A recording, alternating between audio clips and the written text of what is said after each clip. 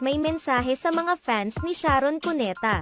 Hindi napigil ng dating aktres na si Rosana Roses ang maglabas ng saloobin hinggil sa mga isyong lumutang matapos ang Dear Heart concert ni na Sharon Cuneta at Gabby Concepcion kung saan nadawit na rin maging ang mister ni Sharon na si Kiko Pangilinan. Umani ng negatibong komento mula sa mga netizens ang ibinahaging larawan ni Kiko Pangilinan matapos ang sold-out concert ni na Sharon Cuneta at Gabby Concepcion. Ibinahagi kasi ni Kiko sa social media ang larawan na yakap-yakap niya si Sharon. Hindi naman nakapagtimpi si Rosana Roses at nilinaw sa mga netizens ang kaibahan ng trabaho sa personal na buhay ng artista.